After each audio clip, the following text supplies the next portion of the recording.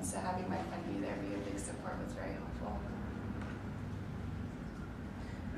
My way of contacting most of the people I had informational interviews with was to write them a letter.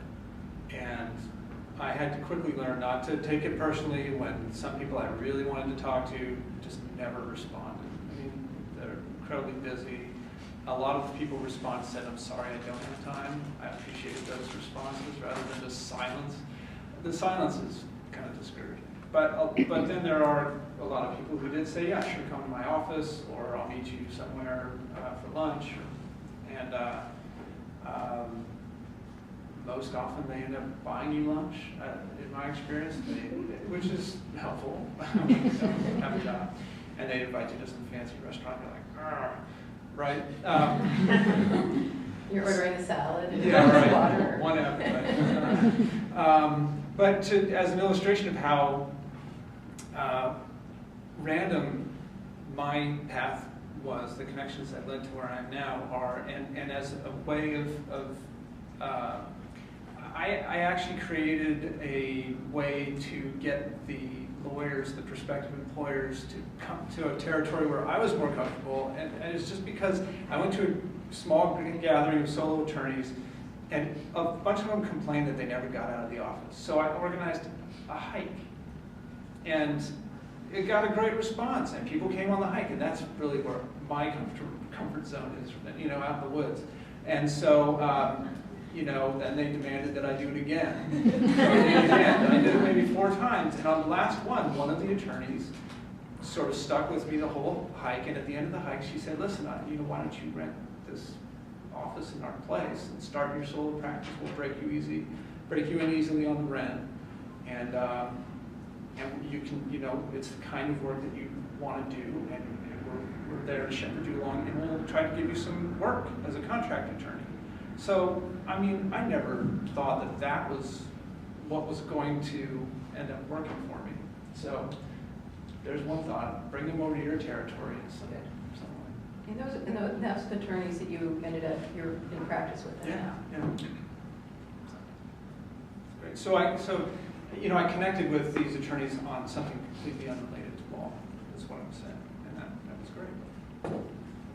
I think that's very true. I had that experience a lot too.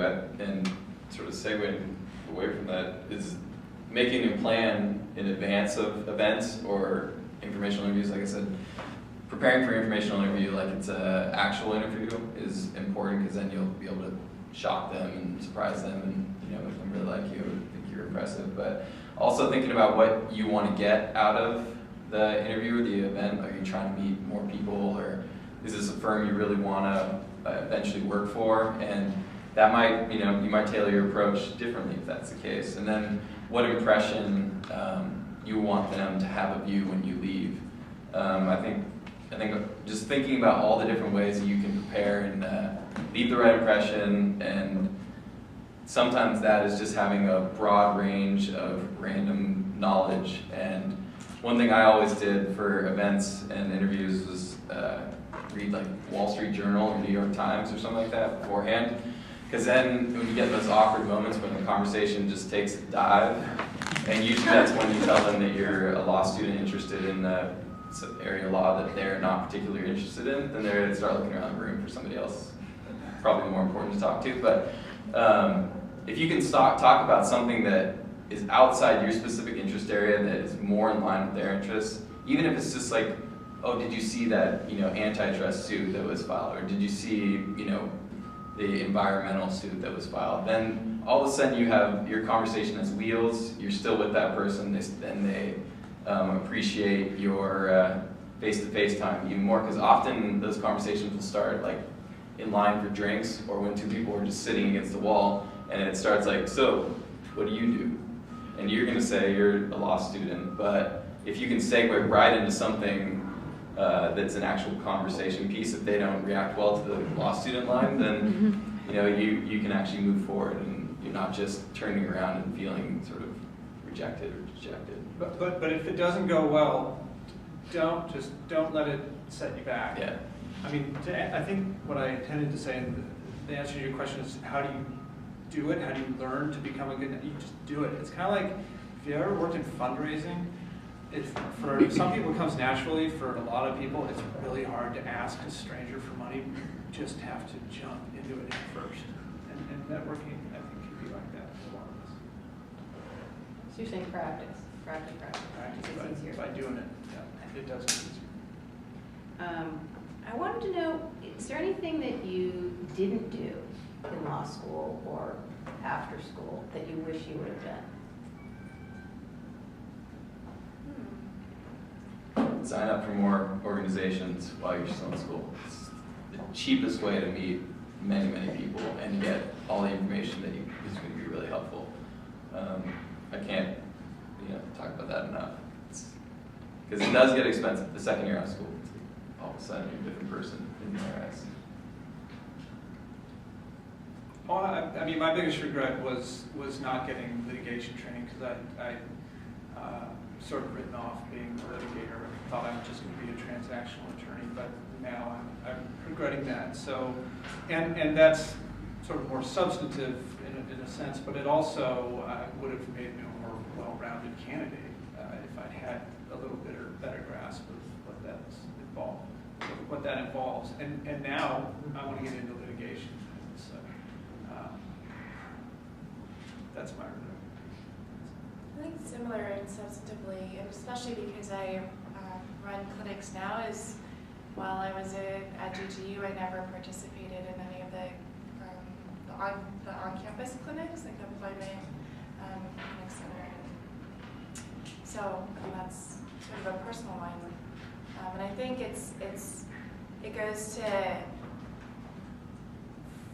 for you all who are out there and looking to find opportunities after graduation, taking a step back and thinking what opportunities are in front of you right now that you should be able to take advantage of as you graduate. So definitely, like what Eric said, when you're a student, really the world is like an oyster in front of you, and just to make sure you take advantage of all the opportunities that are there, either volunteering, signing up to various local bar associations like San Francisco Bar, and a couple of whatever I joined the Asian American Bar Association and made a lot of connections there that helped me in where I am now too. So.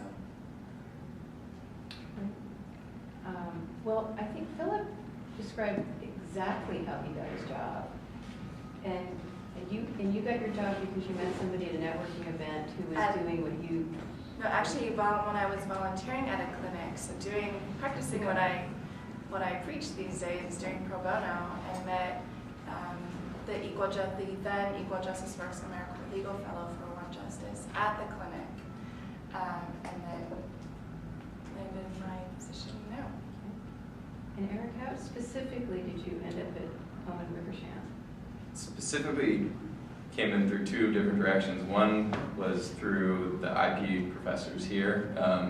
Our office is one block over, and just because they had worked against each other in a few litigation cases, partners at the firm and Professor Gallagher knew each other. So one day they were chatting and said that, are you looking for people? And they said, well, not really at the moment, but if you have people you'd like to recommend, then feel free to have them come in for informational interview. So the informational interview that I did while actually studying for the bar ended up turning into about 6 to 7 hours of interviews after that, and all over the course of 3 different days. And then I ended up getting a contract position. And I said 2 channels because actually I walked into the interview and an associate who wasn't up on their website I actually knew through IPLA, San Francisco IPLA, and she was like, oh, what are you doing here? And it just was a very good interview. So those were the 2 channels, because they were they were casually looking for people to come in, but they only hire people every 4 or 5 years or something like that. So it's just right time, right place, and also having a lot of feelers out there for you. And I'm pretty unshy about sharing the fact that I'm looking for jobs and out there interested in IP. So I think a lot of people knew that, and it just worked out through the various channels that connected with the right people. Well, and you brought up professors too, because professors are part of your personal connections Yeah, too.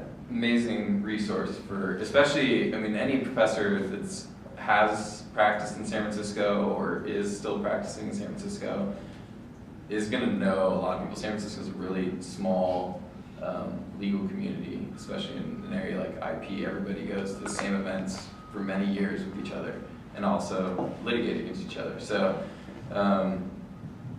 yeah, the professors, and treat them just like you would any other informational interview. If you're taking them out to lunch or see them after work drinks or something like that, treat it professionally. Don't just joke around, and definitely don't complain about anybody or any. I would suggest not complaining to anybody in law school, because then you're just going to leave a negative impression, and that's not what we want to do. So, but professors, yeah, great advocates for the students. I would say if there's anyone else out there who's interested in IP, because Professor Gallagher made a connection for one of my friends while I was in law school. Ended up in a good position too. Great. Well, we have about 10 minutes left, so open it up for questions. Yeah. Philip, you suggested writing a letter for informational interviews. I wasn't sure if you meant an email or if you actually sent a letter. I sent a letter. And yeah, I just think it's really rare to get a personal letter these days from anybody. So maybe there's something wrong with me. No, I think that's generally true. So I wanted something in front of, a lot of people get 100 emails a day or 500 emails a day. And it's just too easy to overlook it or put it off or hit the delete button, but even with the letter, sometimes I didn't hear from somebody for 3, 4, 5 months even, and finally they say, "Oh, I'm so sorry, it took me so long, but now I'm a little bit freer to come on in." But yeah, I would say. Do they generally respond to you with an email or also a letter?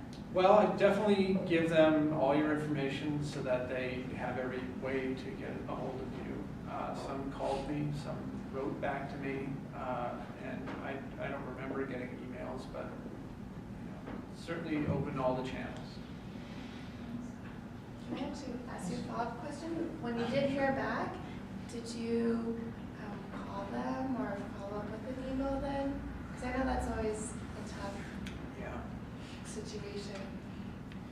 No, I generally, if I sent somebody a letter that I thought was, a good request and said what I had to say, I moved on.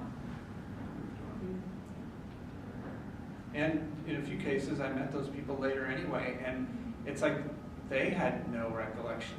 They didn't display any recollection of ever having gotten a letter from me, and I didn't bring it up.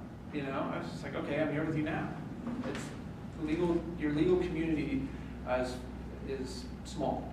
I think no matter what practice area you're in, some more than others, but your paths will cross eventually if you're focused in one direction. I think the email letter issue is a hard one to know. I know when I was looking for work, I invariably sent people emails and got responses from a good number of people, but I would always keep it short and to the point, and so I really spend a lot of time making sure that I really had a good email. So I think it's hard to know, but people really do like that sort of personal connection. So when Philip was also mentioning he would write a handwritten note, I think that kind of shows you have sort of extra concern for people and thanking them. All right, here's another aspect of it, because I don't want to overemphasize that, but the fact is that I have